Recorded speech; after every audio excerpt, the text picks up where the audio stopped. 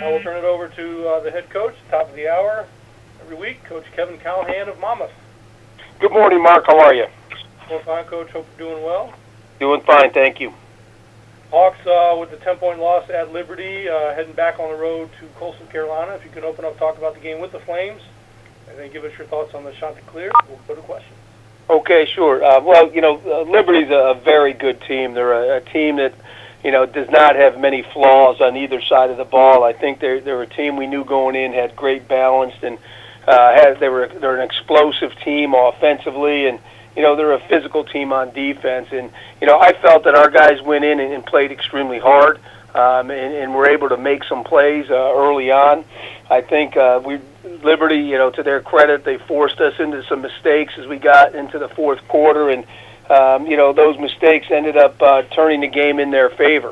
They were able to score 10 points in the fourth quarter there, one coming off a turnover, the other off a long drive where they were able to convert 3 consecutive third downs, and we weren't able to get off the field on defense. So, I thought our guys hung in there for the first 3 quarters and a little bit of the fourth, but as I said, they forced us into some mistakes, and they took advantage of them to their credit. So it was a hard-fought game on our part, but one that we weren't able to pull out in the end. As far as Coastal's concerned, they're the number 1 team in the nation. I don't know what else to say about that. And it's very easy to see why. They've got very good schemes on both sides of the ball that present a challenge to you, or a challenge to all their opponents. And I think they really understand who they are, and they play within that identity that they've created for themselves. On offense, they've got a lot of different weapons. They're very diverse in their attack, and they utilize all those weapons and challenge you at every point on the defensive side. And over on defense, they're aggressive. They're very quick.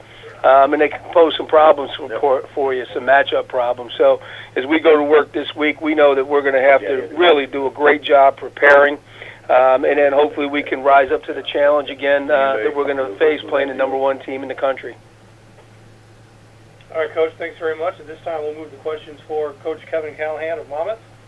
To ask a question, please press *1 on your phone at any time, or click the Q&A link near the top of your browser. Click raise hand. You can join us via the web. Questions for Monmouth head coach Kevin Callahan. And Coach, first question for you is from Josh Newman of the Asbury Park Press. Good morning, Josh. Hey, Cal, how are you? I'm doing good, thank you. This Coastal Carolina game, just on its own, was probably going to be, very anticipated given the season that Coastal had last year and the start that they're off to now. Does the fact that they're number 1 give it a little more juice maybe going into the weekend? Well, it certainly, heightens the awareness of the game, certainly from our fan base standpoint. But, I think everybody within our program, our players, our staff, we know the type of football team and the type of program that they have at Coastal, having observed what they did a year ago and the great run they made in the playoffs, and then, to reel off 10 straight victories this year is very, very impressive. And as I said earlier, they present an awful lot of challenges for us on both sides of the ball, and we're going to have to do a good job from a coaching staff of preparing our guys and preparing our schemes offensively and defensively. But on Saturday afternoon, our guys got to come out and play, and we've got to be able to execute. You and I spoke last week going into the Liberty game about how it's just they're very talented and very athletic at the skill positions and on both lines. When you're looking at film on Coastal, you kind of see something similar in that they're just very athletic and very big at some of the skill spots. Yeah, they not only are they talented and athletic, as you say, but they're also very deep. They can roll a number of guys at you in all their positions. They've done a great job of building that depth and preparing that depth so they don't lose a step when one guy comes in for the other. And it's that depth that is one concern for us. I mean, certainly their skill, their talent, their schemes is one thing in the way that they play, but they have a number of guys that they can throw at you, and over the course of 4 quarters, that could make a difference. And if I could just slide in one more, I know that you guys are pretty banged up going down to Liberty.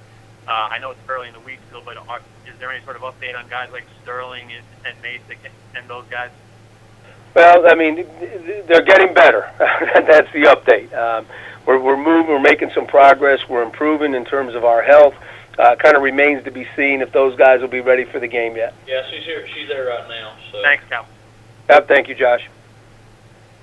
Hey, Coach, next question for you is from Jeremy Schilling of the New Jersey News. No, I got it. She's on her way back over here. Hey, Jeremy, how are you? Jeremy? Yeah, hi, can you hear me? I can hear you. Okay, sure. Hi. Hey, Coach, how are you? Good, thank you.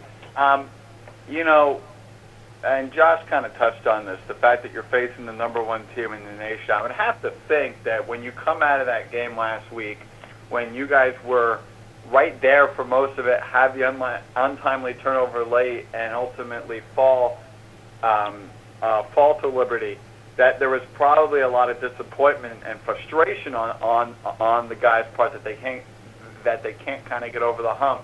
Does the fact that you're playing the #1 team kind of help everybody get past that disappointment? Well, you know, there's always disappointment when you prepare all week and the effort that you put in, and then you go and you don't get, you know, the reward for all that hard work and effort on Saturday. And so, yeah, but I would not use the word frustration. Our guys they're working hard. They understand exactly what we did well and what we didn't do well, and how the things that we did not do well affected the outcome of the game. And they've got great resolve, and they've put their mind to, you know, improving upon those things and not making a similar mistake again in that situation. You know, and honestly, I think it's great for the conference, great for the Big South that we have the #1 team in the nation in Coastal Carolina.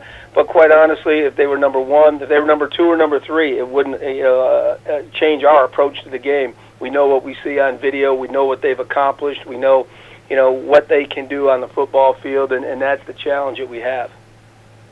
And then one other thing, what was in last week's game, because obviously you guys were tight there up until about 3 minutes left in the game, basically. What positives do you take from last week into this week and say, hey, you know, we did this so much better than the previous 2 games. Let's just keep doing that the same way. Well, I think, you know, we were more explosive offensively than we had been in the 2 previous football games. I thought that we were able to move the ball a little bit better than we had the previous week against Charleston Southern. You know, we were able to score more points. So, you know, that's certainly a positive. And on the defensive side, I think what we saw is some young players, some guys that played their first game, quite honestly, show that they belong on that stage. They didn't do everything correct. They made some mistakes, but they went out there and they competed and they believed in what they were doing, and they showed that, you know, they're on track to becoming a good player. Thanks, Coach. You got it, Jeremy. Thank you, Jeremy. And Coach, I have one question for you before we let you go. Joe Johnson making the academic all-district team, one of 9 Big South student athletes to earn a distinction. Just talk about him as a student and how he is on the field for you. Well, Joe's a guy that you know, prepares for everything that he does. He's certainly always well prepared as a football player, but he has that same approach and that same work ethic academically. You know, he's been a Dean's List student every semester that he's been with us here at Monmouth. He's very focused. He has a destination in mind for himself down the road, and he's working very earnestly toward that. And, you know, while he's really putting a lot of effort into playing football in his studies right now, he also understands the big picture, and that he's preparing himself for something beyond Monmouth and what comes next. And, you know, I'm very happy that he's received this award, because it certainly recognizes the type of young man, the type of student, and the type of motivated individual that he is. All right, Coach, well, that's all we have for you this morning. Appreciate you joining us. Good luck Saturday at Coastal Carolina. Thank you very much, Mark. All right, Coach. Monmouth at Coastal Carolina, 3 p.m. It's the Big South ESPN3 game of the week.